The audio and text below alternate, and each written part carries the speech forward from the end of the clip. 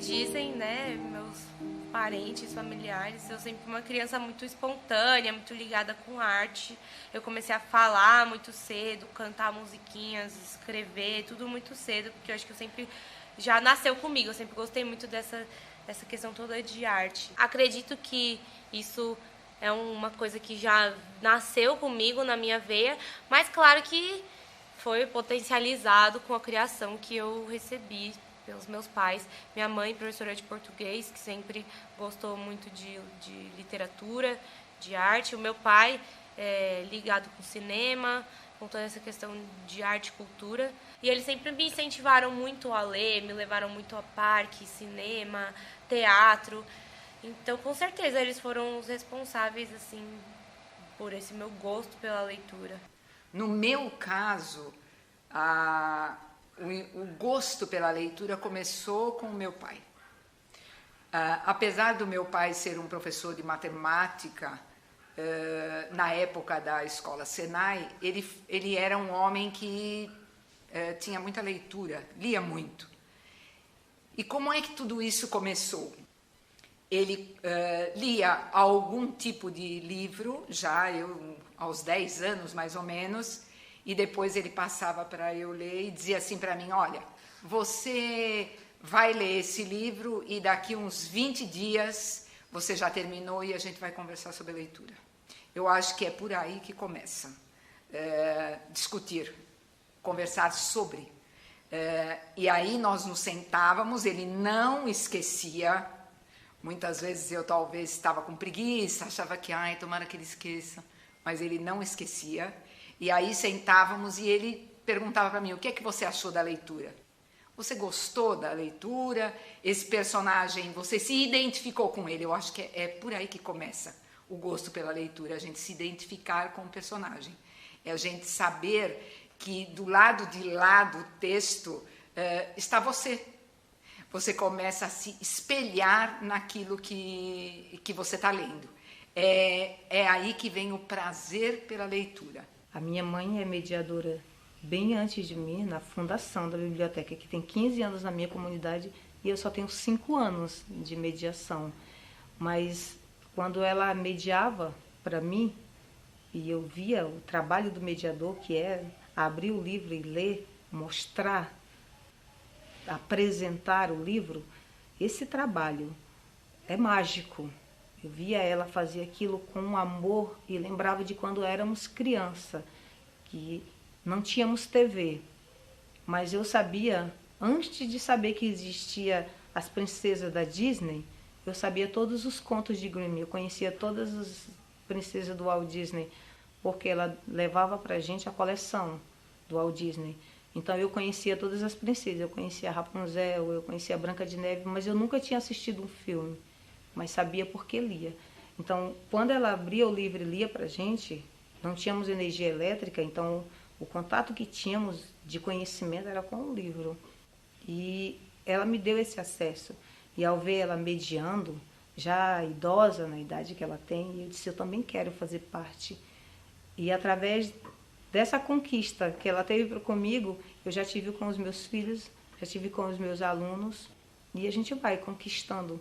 É um convite, quando você abre um livro, é um convite. Aquele que ouviu a sua história, ele também quer fazer, quer passar.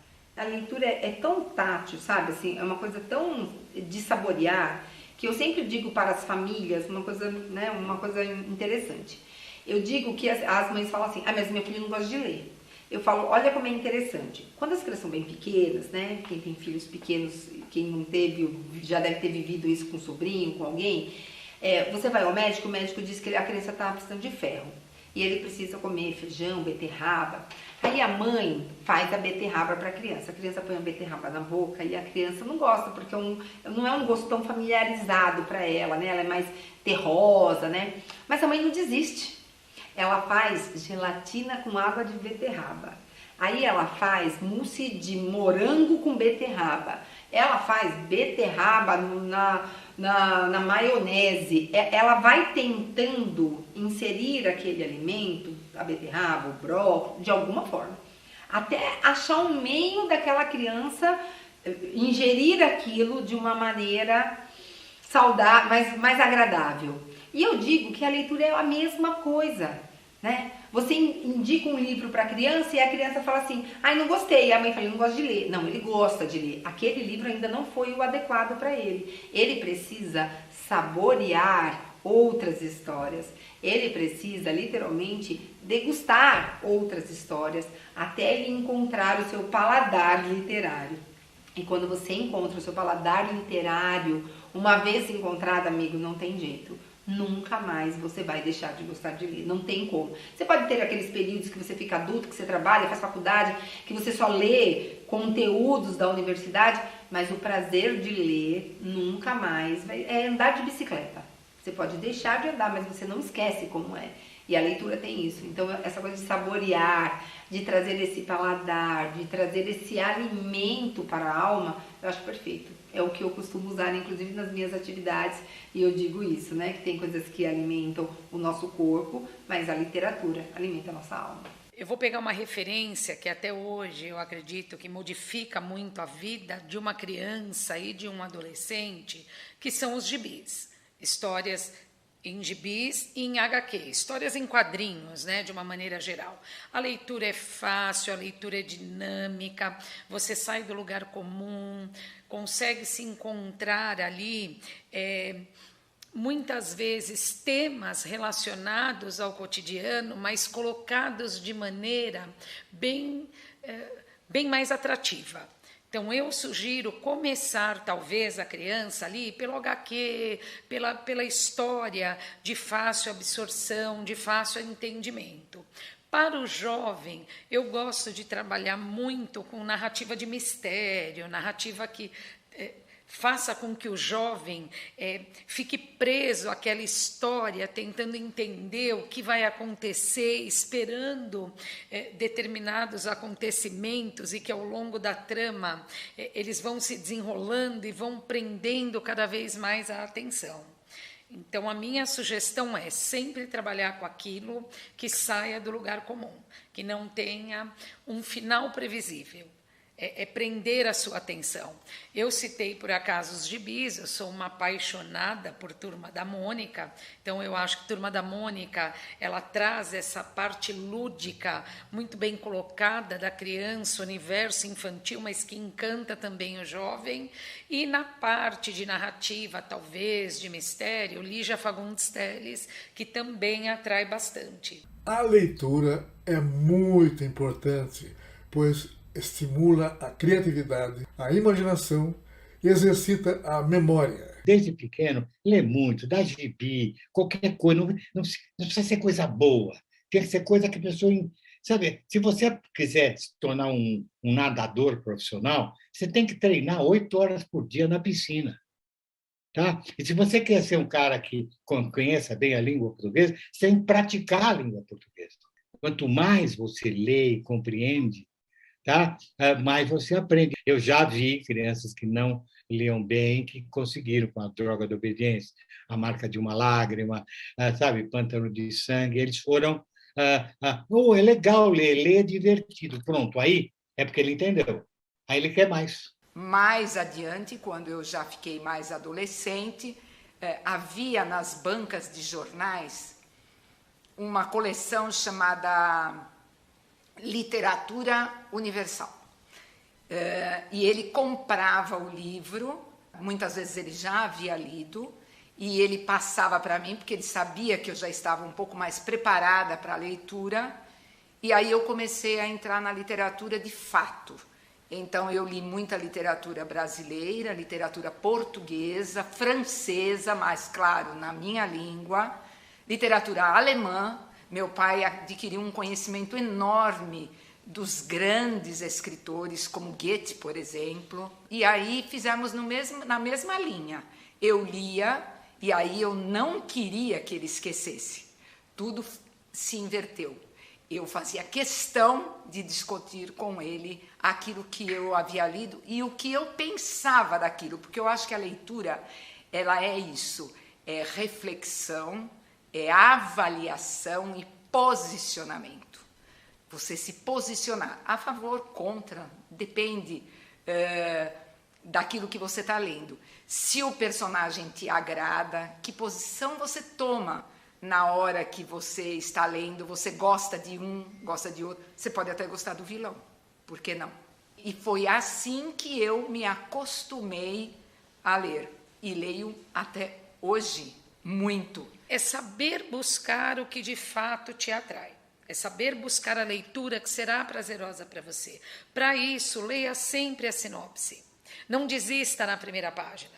Porque os jovens, isso acontece mais no universo jovem, o jovem lê a primeira, a segunda página, e se aquilo não tiver muita emoção, geralmente ele desiste, ele não se permite avançar um pouquinho. Você constrói o seu ser lendo.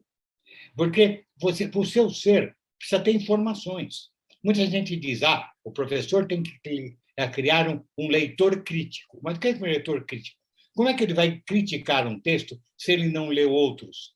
Se ele não tem subsídios, ideias para dizer, não, isso está errado, eu discordo disso. Quando eu estava em sala de aula, eu dizia para os alunos assim, a minha mala de livros é maior do que a minha mala de roupas quando eu viajo.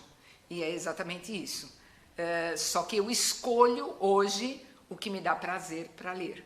As histórias que eu acho que são interessantes, mas eu sempre fico nos clássicos, porque eu me acostumei a ler os clássicos. Releio, né? Machado, por exemplo, muitas e muitas vezes eu leio Machado, porque é um escritor brasileiro que nos leva a refletir sobre aquilo e escolher pistas que ele nos dá. Então, eu acho que a leitura é um pouco isso, é posicionamento, é reflexão, é avaliação, é identidade, você se enxergar no outro. Nós somos um conjunto das nossas experiências vividas, nós somos um conjunto de tudo aquilo que a gente experimentou, e a leitura, ela é uma ferramenta extremamente importante para fazer com que a gente compreenda quem nós somos. Então, ler é ser, é perfeito, porque faz todo sentido, né? Eu só sou aquilo que me compõe, que me forma, que me completa. E a leitura faz parte desse processo, né? Eu brinco que a gente vira ser humano quando a gente aprende a ler, né? Até então, estamos lá, estamos naquela busca, né? Dependemos de alguém para todas as coisas. Quando você descobre o prazer do processo leitor, de você descobrir que aquele código linguístico, junto com mais um código linguístico, ele diz amor para alguém, ele diz afeto, né? Ele diz compaixão, ele diz que são as primeiras palavras que vamos formando e vamos fazendo sentido para o nosso ser, né? Então, acho perfeito. Quando a gente lê sobre algo, a gente acaba entrando nesse universo e isso se torna parte da gente. A gente leva isso para a vida em diversos aspectos.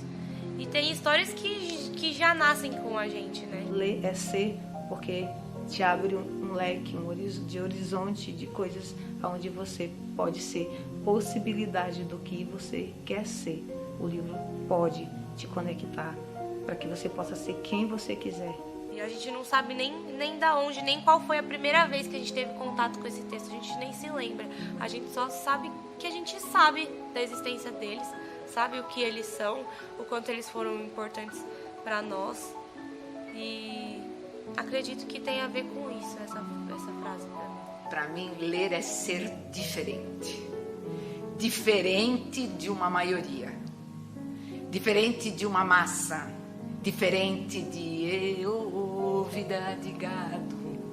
Povo marcado e povo feliz. É isso. Ler é se diferenciar. É estar um pouco acima de uma maioria. É poder enxergar o mundo de uma outra maneira. Eu acho que é bem isso. É você ter olhos diferentes para enxergar o mundo e até para desejar que ele seja diferente do que ele é hoje. Eu fico aqui imaginando tudo o que você ainda pode criar a partir do gosto pela leitura. Tchau, tchau e boa leitura!